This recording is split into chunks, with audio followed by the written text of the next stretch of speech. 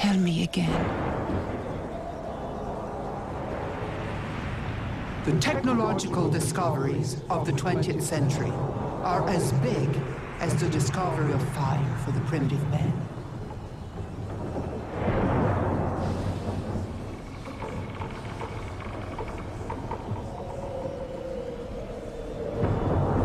Dad, do you remember when I was a little girl? I thought you were pregnant because you had such a belly. And you always said you regretted not being able to nurse us, your 7 children. Our favorite game was throwing ourselves on your belly like piglets, and you pretending to be the sow. I would embrace your enormous belly. Soft, round, warm, cuddly.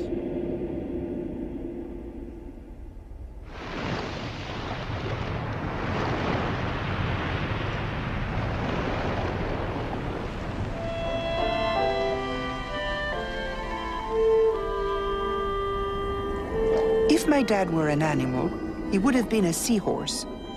It's the male who gets pregnant. It's the male who takes care of the babies.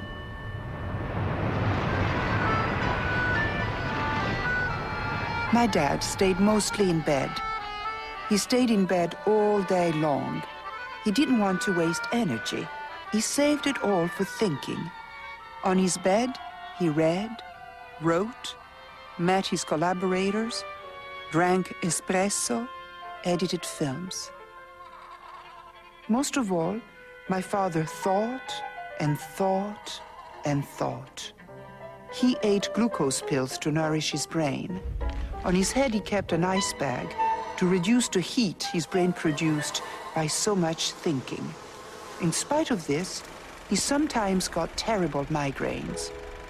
My father was a genius, I think. But for some, he was a fool, a loser, a pain in the ass. He has no regards for commercial success. His camera never moves. His films are so slow. He shows us misery, and then he wants to charge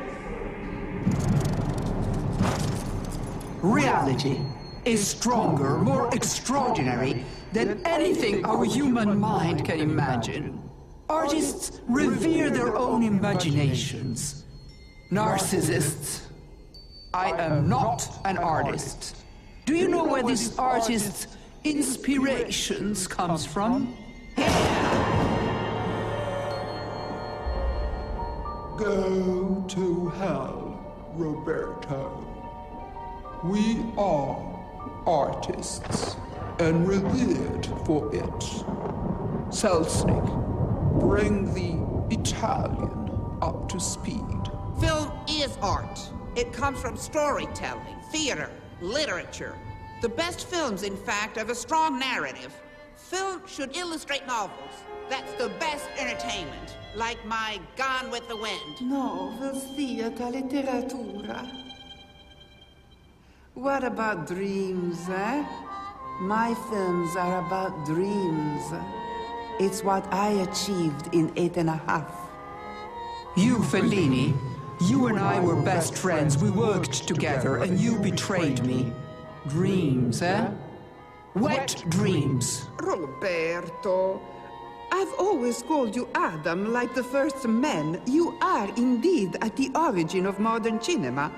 Only you are so prudish. Sex, per esempio, embarrasses you, even though it is an important elemento of humanity. Sex, dreams, suspense exist, but they're used by the film industry as distraction from the truth. Bloody right.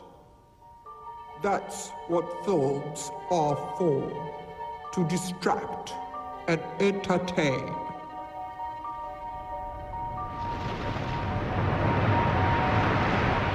Before film, access to culture was limited only to those who could read and write.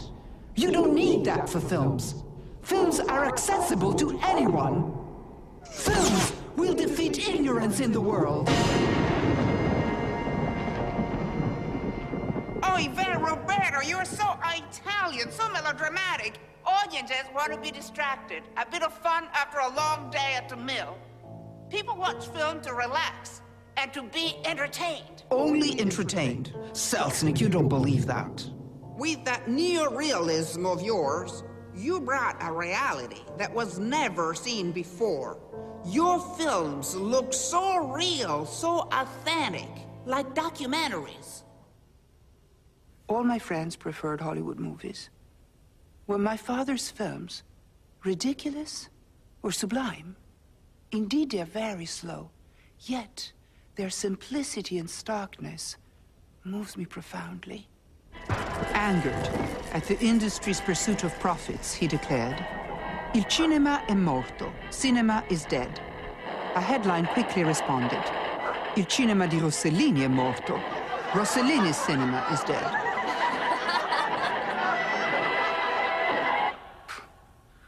Lots of laughs about that one. I felt bad. I always felt like protecting my dad. He was always fighting with the critics, sometimes ending up so exhausted, he would check himself into a clinic for stronger doses of glucose to ready himself for the next round of battles. At home, he took frequent naps, short little cat naps. They were necessary pauses for his active brain to regenerate, just like a weightlifter needs to take rests in between sets. Suspense manipulates the audience. I want to make their hearts race, just like my heart raced when I was a baby. And my mother played peekaboo with me.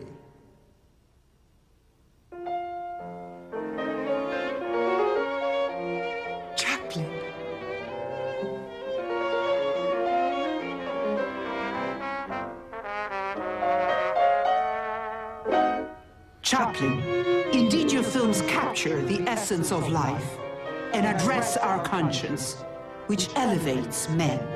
You are an angel. Their film addressed the animal in us. Sex and fear don't define men. What allows us to take flights to higher ends is our conscience, our morality. Bravo, Chaplin. Bravo. For God's sake, Roberto, you should have been a priest, not a filmmaker. And you should have been a magician, Hitchcock.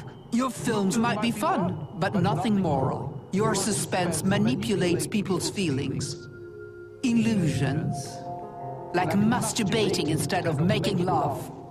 Mamma mia, Roberto! My films were based on morality. Morality? They were just slow, boring, poorly made. I have to defend Roberto here. I know you directors. You always fight for your control. And one way to keep it is to keep expenses down.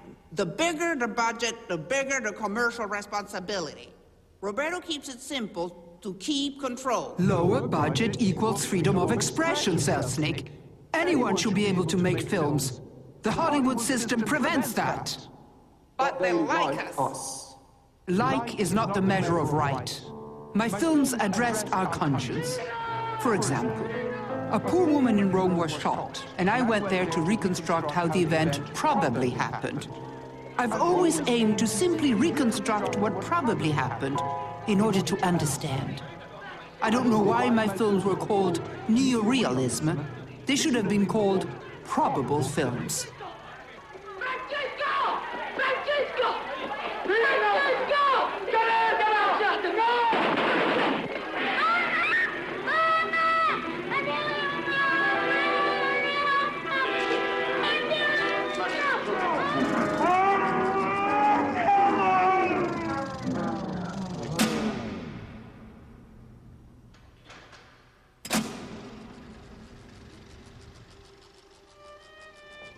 I fell in love with Roberto, even before I met him.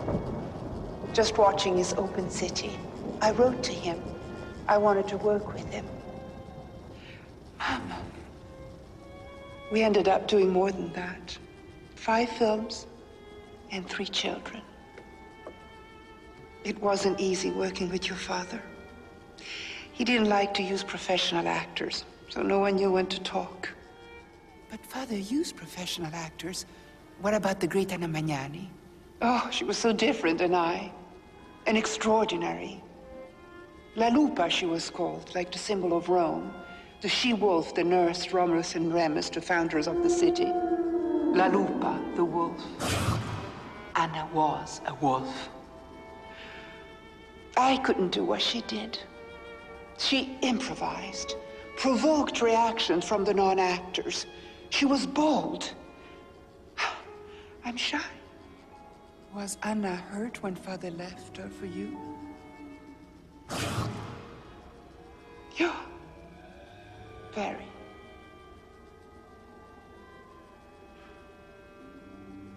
Too bad. Some say that Father destroyed your career. No. He didn't destroy my career. I destroyed his. Why did you fall in love with Dad? Because Roberto was so rare. No one was like him. Generous. Even with the money he didn't have. Strong. He gave me courage. Something I never had. Why did you divorce? Oh, because Roberto was always in turmoil. He needed a hurricane. Life was a battle, films were a battle. If he didn't have battle to fight, he was bored.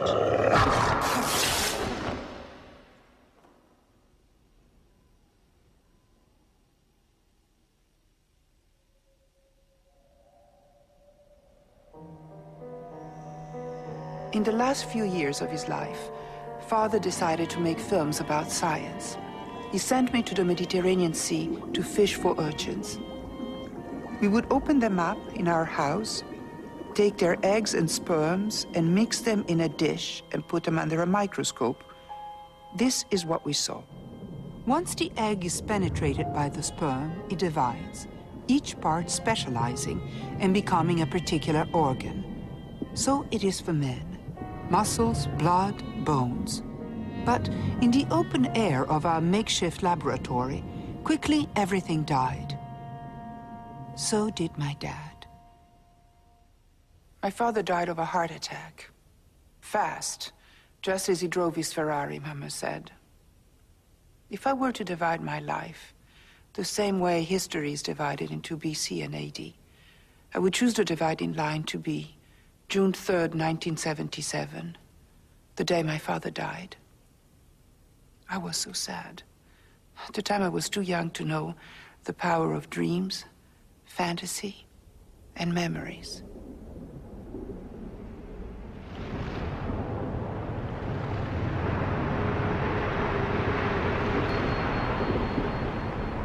Most believe that man is motivated by 2 impulses, fear and desire. I would add, the need to know. That is what my films are about. The quest for knowledge. Dad, all that you said made so much sense.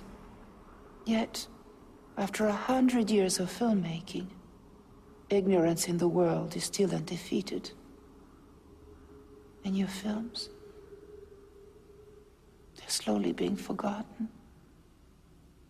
Nothing of what you preached happened. No followers, no apostles. Why is that up there? Why is it moving? Stop it. My father would call these camera moves immoral because they are pretentious and unnecessary. Calm down. Eye level, centered, in the perfectly simple Rossellini framing. Good.